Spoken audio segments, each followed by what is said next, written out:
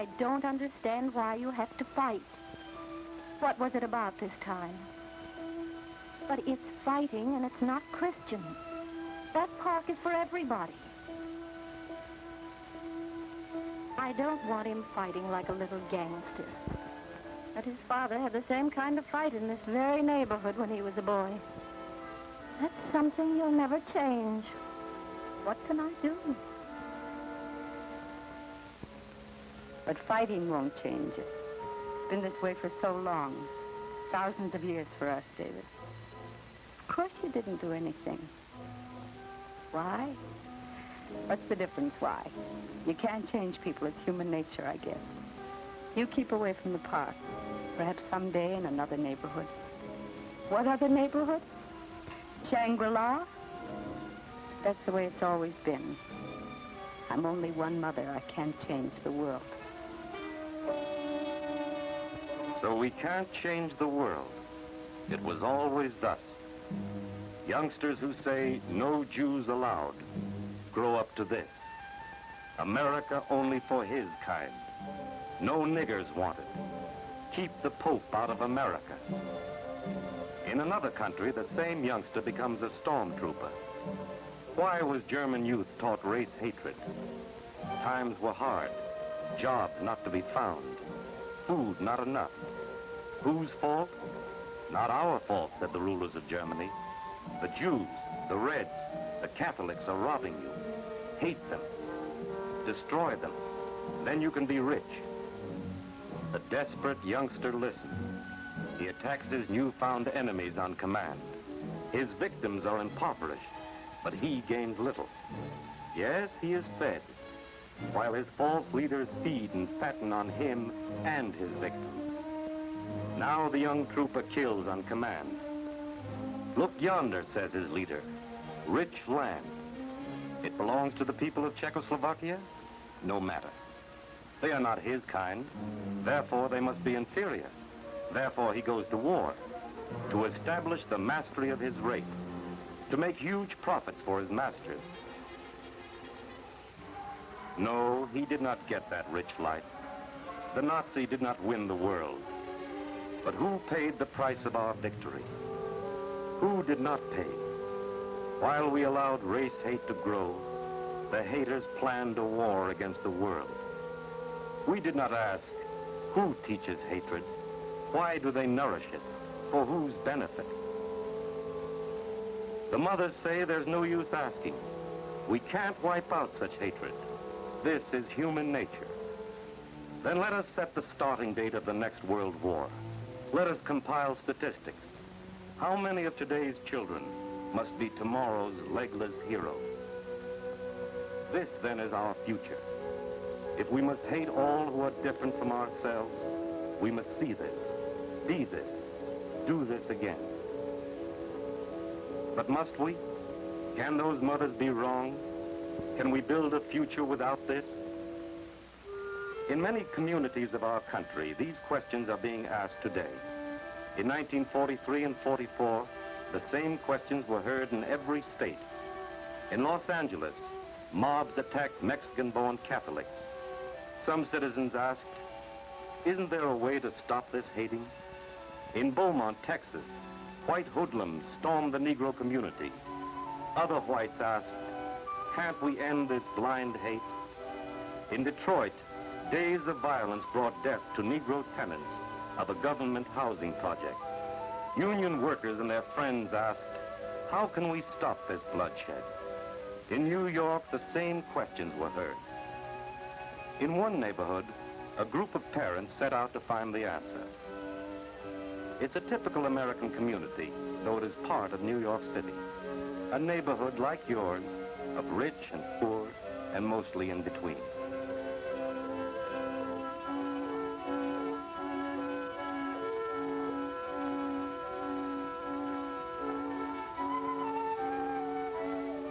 In this section, the West Side, businessmen and their families live next door to factory workers. Some streets have been traditionally Jewish for years. Irish families live mainly on other streets.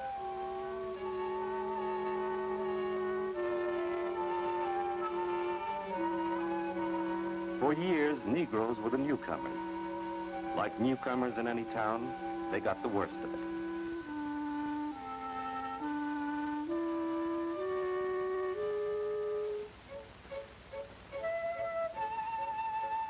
Now, families of Puerto Rican origin are the newest additions to the community. In 1943 and 44, the peddlers of race hate did a brisk business in this neighborhood. Many silently bore the lash of prejudice because, well, you can't change human nature. But in 1944, it was no longer a single mother, hopeless and alone. 150 cases of violence against Jewish school children in only 2 months. Gangs beating Negro children on the streets. Walking to school meant beatings, broken arms, bandaged heads. Juvenile delinquents became a commonplace in the courtroom. Wise jurists like Magistrate Anna Cross saw race hate as a source of street wars. She knew children learn this hate. They learn it from adults. Worried parents looked about for help, first to the police. He's worried too. He's Irish, a Catholic. He knows young cops with college degrees who drove trucks before they joined the police force. Catholic, huh? Employers said. Sorry. No jobs open just now. Captain Gaffney knows where prejudice leads. He wants to block that path. How? Police escort for each child? Patrol the parks and playgrounds? Police are doing what they can, but they don't have the whole answer. Police alone can't stop the street beatings. What can the schools do to stop the street wars? Parents don't want to keep their children at home, away from the books and classrooms on which all America builds its hopes, but they want to keep their children safe. Here is David's mother, still not very hopeful, but no longer alone. She has allies. Can the teacher be an ally? Teachers know what's been happening on the streets, even in the school playground. The schools are trying to break down prejudice, but the schools alone can't do it. Parents can do a lot. Children learn prejudice from older persons who say nigger, kike, mick, spick. If parents can get together, perhaps they can defeat race hate. Teachers will help. But parents must learn to overcome their own prejudice. They have to learn to like the people they now hate, despise, make fun of. This first meeting of parents of Public School 179 wasn't very friendly. But whether they like it or not, they must try to know each other. Either they succeed, or they see their children become little brutes or sad little victims. It isn't easy to sit next to the mother whose child attacks your child. No, she can't accept coffee from that mother. But they tried, managed a few friendly words, took the coffee, spoke of a plan to help them work together. They'll need help. They have police and teachers and parents. Who else? Who will help them find the way? They go to their churches. In this neighborhood, his people seem secure. But downtown, uptown, or in your town, his parishioners, like Captain Gaffney, know the humiliation of unearned hatred. Parents in Father Kennedy's church hate intolerance. They fear the spread of hoodlumism. Father Kennedy will join in whatever can be done. Count on him. He'll help.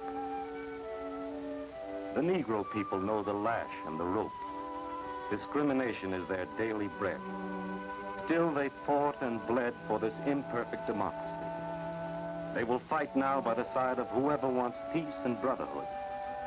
Dr. Howard will lend his strength. Call on him.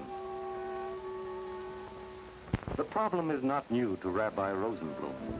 Too many of his people have suffered and died for no crime. Wherever prejudice is alive, the Jew is pushed toward death.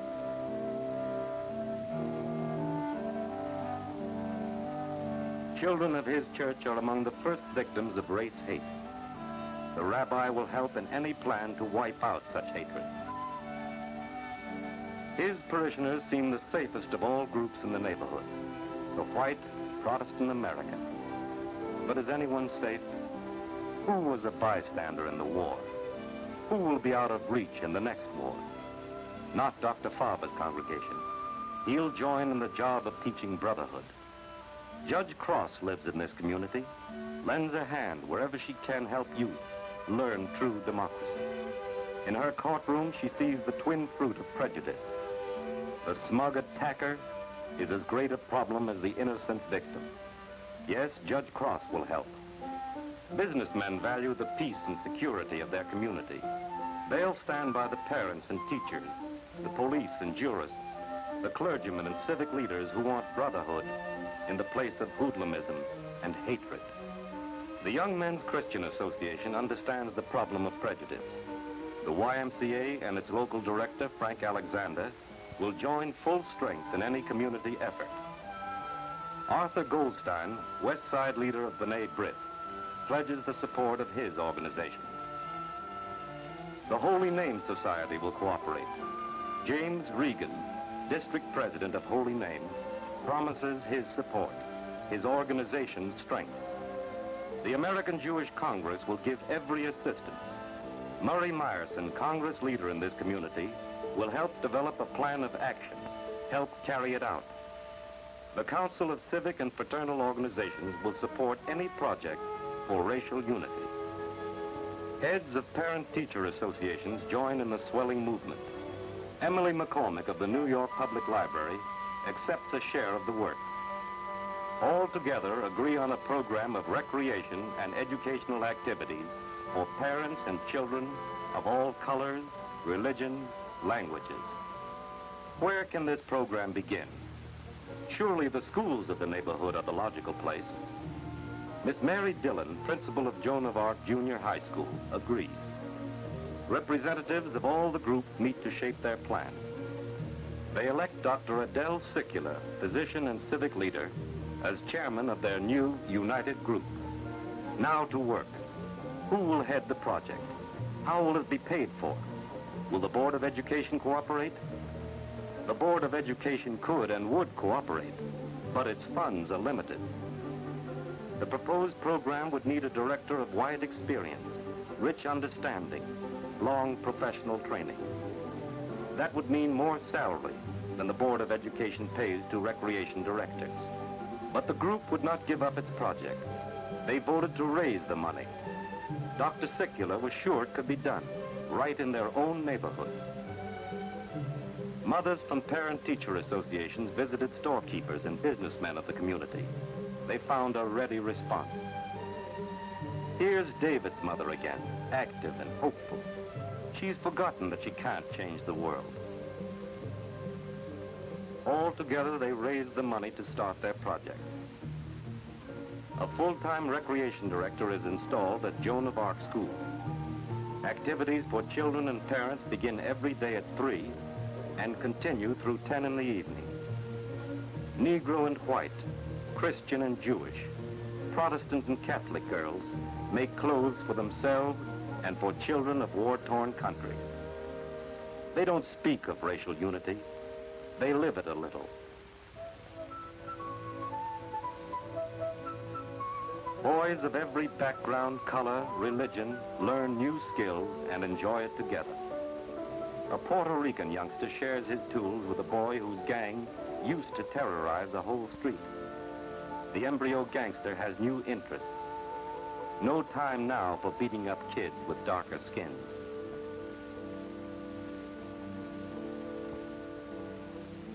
Mothers meet at a Negro History Week exhibit. Hear a lecture on Negro life.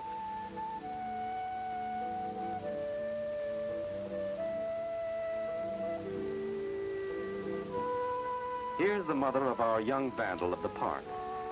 She's no longer sure things will never change. She has questions, but she's finding a few of the answers.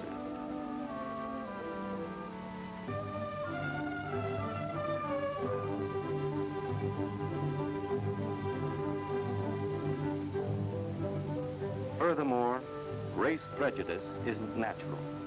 That is, children don't naturally have it. Children learn it from older people. Children naturally play happily together. older boys and girls use a converted check room for games. Here you don't ask your partner what church he attends. What's your game? Checkers? Okay, let's find a table. Students and parents play together in the orchestra.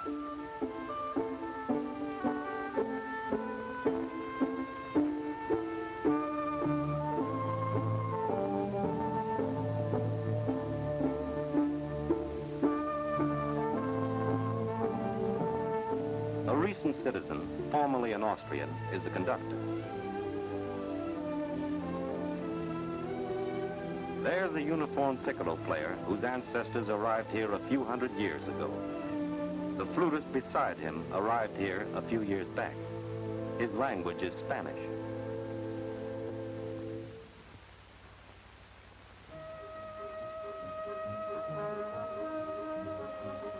Parochial school athletes play basketball tournaments with Negro boys from a public school. A YMCA team will play the winner of this game. Next week, a team of veterans plays a union team of factory workers.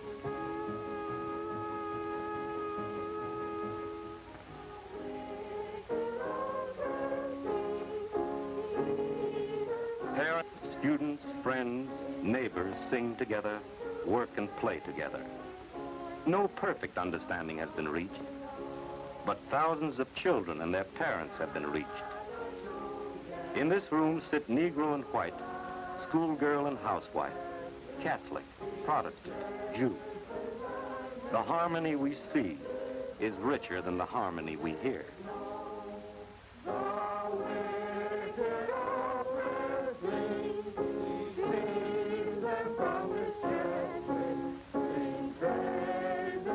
Their unity reaches outside this schoolroom, this building. Their unity lives. It spreads. Street wars have ended. In this community, juvenile delinquency has decreased and is still shrinking. They're learning to live together, to make brotherhood part of daily life. Friendliness as natural as milk for children.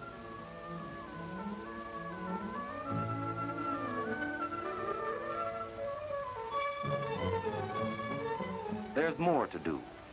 But what they've done, any parents can do, in any community. Parents can make racial unity a way toward better living for all of us.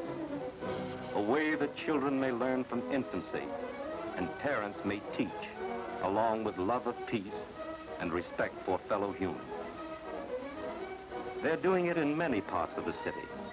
How is it in your town? Do you live near Freeport, Long Island? Then you know of the murder of 2 Negro soldiers. The reason?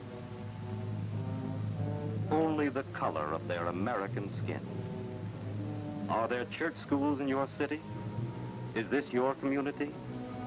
And in the South, do bus drivers and conductors shoot down your fellow men like this?